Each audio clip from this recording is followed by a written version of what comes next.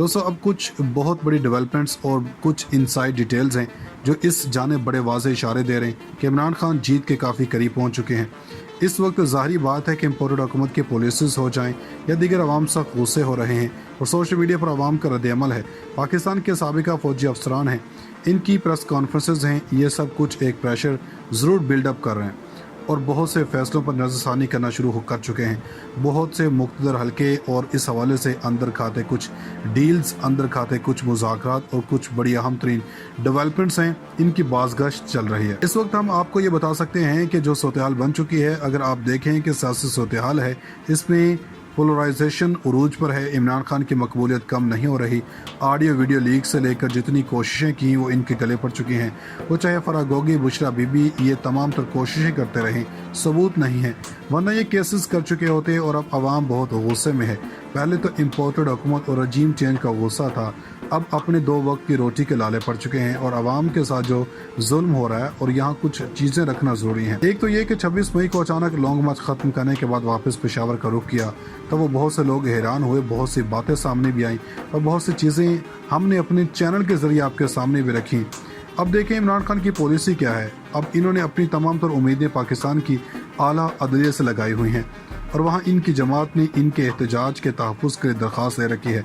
अब ज़ाहिर तो लग ये ही रहा है और सूरत-ए-हाल को देखा जाए तो पिछली दफ़ा सिक्योरिटी इदारे इनकी तरफ से एहतजाज को बज़ौर ताकत कुचल दिए जाने के बाद खान साहब ने किसी पर ट्रस्ट ना करने का सोच लिया है और अदालत का दरवाज़ा खटखटाया है। अब 6 दिन की डेडलाइन ख़त्म हो चुकी है। बहुत से ज़हनों में सवाल है कि लॉन्ग मार्च 2 की तारीख नहीं दी जा रही।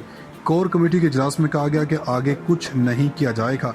अभी लॉन्ग मार्च 2 को कोई फैसला नहीं हुआ।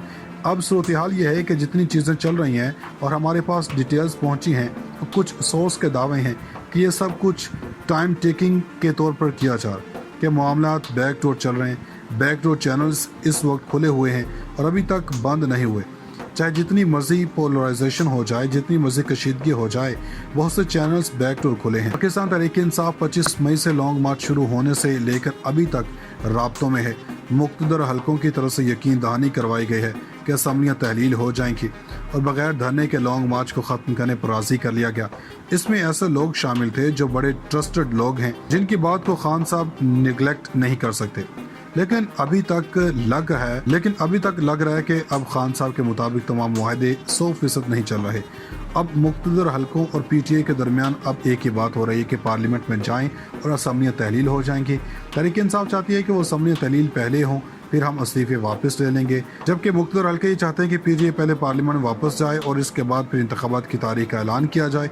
अब इमरान खान का डर है कि अगर वो पार्लियामेंट में वापस चले गए तो हुकूमत को अपना वक्त मुकम्मल करने की कानूनी कुव्वत मिल जानी है, जिससे वो अपनी हुकूमत मुकम्मल कर लेंगे। PTI से बैकडोर राब्तों का सिलसिला जारी है, ताहम तीनों फरीकैन इम्पोर्टेड मुख्तदर हलकों और PTI के दरमियान एतमाद का फुकदान है और इंतहाई अहम तरीन शख्सियत बतौर गारंटर मौजूद हैं और अभी तक वही मामला चल रहे हैं जो लॉन्ग मार्च के दिनों में सुने थे। अब हुकूमत इत्तेहाद ने राजा परवेज़ अशरफ को बता दिया है कि आपने किसी का इस्तीफ़ा मंजूर नहीं करना। इन लोगों ने फैसला कर लिया था कि कुछ इस्तीफ़े दे देंगे और बाकियों के रहने देंगे, लेकिन अब इसके बावजूद भी इनके इस्तीफ़े मंजूर ना करने का पैगाम पहुंचा दिया गया, क्योंकि अगर वापस आएंगे तो सब आएंगे और हुक्मरान इत्तेहाद ये नहीं चाहता कि चीज़ें पॉइंट ऑफ नो रिटर्न की तरफ ना जाएं। लेकिन इसके बावजूद वो बहुत रिस्क ले रहे हैं। इसके साथ ग्रंटर भी हैं, मगर इनको ये भी मालूम है कि 2 बंदे इधर उधर होने हैं और शहबाज शरीफ उसी गड्ढे में गिरेंगे जो इमरान खान के लिए खोदा था। 2 चीज़ों पर बात हो चुकी है कि इलेक्शन जल्द होंगे, मौजूदा हुकूमत अपनी मुद्दत पूरी नहीं करेगी। दूसरा तहरीक-ए-इंसाफ असम्बली में वापस जाएगी। 1-on-1 सूरत-ए-हाल है। अब देखना यह है कि कौन से इवेंट पहले होगा, इलेक्शन का ऐलान या फिर PTI की पार्लियामेंट में वापसी। इम्पोर्टेड हुकूमत इस वक्त घबराई हुई है। नजम सेठी ने भी हमला करना शुरू कर दिया है। इन्होंने पाकिस्तान की अदलिया पर हमला कर दिया है और इदारों पर, क्योंकि यही अहम कुव्वत है इलेक्शंस के लिए। अब एक्स सर्वे मैन भी दबाव डाल रहे हैं। नजम सेठी ने कहा है कि पाकिस्तान को नाकाम रियासत बनाने से रोकना है तो अदलिया और इदारों को हर सूरत रोकना होगा। ये अपनी बारी लेना चाहते हैं। नजम सेठी अब इदारों और अदलिया पर हमलावर हो चुके हैं।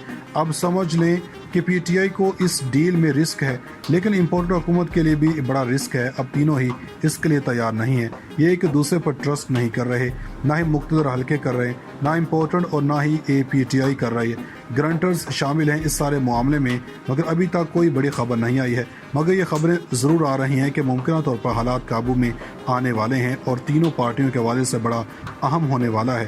لانگ مارچ 2 کی تاریخ کو بھی بجٹ کے بعد اس لیے رکھا گیا تاکہ چیزیں بہتری کی جانب جا سکیں اور عمران خان کو لانگ مارچ کرنے کی ضرورت ہی نہ پڑے۔ پاکستان تحریک انصاف 25 مئی سے لانگ مارچ شروع ہونے سے لے کر ابھی تک رابطوں میں ہے۔ مقتدر حلقوں کی طرف سے یقین دہانی کروائی گئی ہے کہ اسمبلیاں تحلیل ہو جائیں گی اور بغیر دھرنے کے لانگ مارچ کو ختم کرنے پر راضی کر لیا گیا۔ اس میں ایسے لوگ شامل تھے جو بڑے ٹرسٹڈ لوگ ہیں جن کی بات کو خان صاحب نیگلیکٹ نہیں کر سکتے، لیکن ابھی تک لگ رہا ہے کہ اب خان صاحب کے مطابق تمام معاہدے 100% نہیں چل رہے۔ اب مقتدر حلقوں اور پی ٹی آئی کے درمیان اب ایک ہی بات ہو رہی ہے کہ پارلیمنٹ میں جائیں اور اسمبلیاں تحلیل ہو جائیں گی۔ تحریک انصاف چاہتی ہے کہ وہ اسمبلیاں تحلیل پہلے ہوں، پھر ہم استعفے واپس لے لیں گے، جبکہ مقتدر حلقے یہ چاہتے ہیں کہ پی ٹی آئی پہلے پارلیمنٹ میں واپس جائے اور اس کے بعد پھر انتخابات کی تاریخ کا اعلان کیا جائے۔ اب عمران خان کا ڈر ہے کہ اگر وہ پارلیمنٹ میں واپس چلے گئے تو حکومت کو اپنا وقت مکمل کرنے کی قانونی قوت مل جانی ہے، جس سے وہ اپنی حکومت مکمل کر لیں گے۔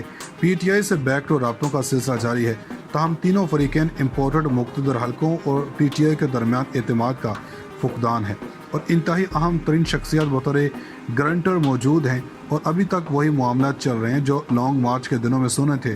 اب حکومت اتحاد نے راجہ پرویز اشرف کو بتا دیا ہے کہ آپ نے کسی کا استعفیٰ منظور نہیں کرنا۔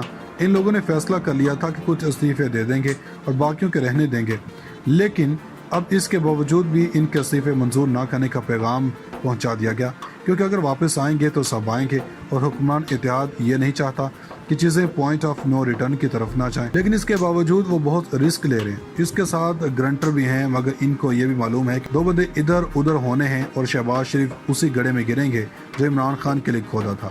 دو چیزوں پر بات ہو چکی ہے کہ الیکشن جلد ہوں گے، موجودہ حکومت اپنی مدت پوری نہیں کرے گی، دوسرا تحریک انصاف اسمبلی میں واپس جائے گی۔ 1 on 1 صورتحال ہے، اب دیکھنا یہ ہے کہ کون سے ایونٹ پہلے ہوگا، الیکشن کا اعلان یا پھر پی ٹی آئی کی پارلیمنٹ میں واپسی۔ امپورٹڈ حکومت اس وقت گھبرائی ہوئی ہے۔ نجم سیٹھی نے بھی حملہ کرنا شروع کر دیا ہے، انہوں نے پاکستان کی عدلیہ پر حملہ کر دیا ہے اور اداروں پر، کیونکہ یہی اہم قوت ہے الیکشنز کے لیے۔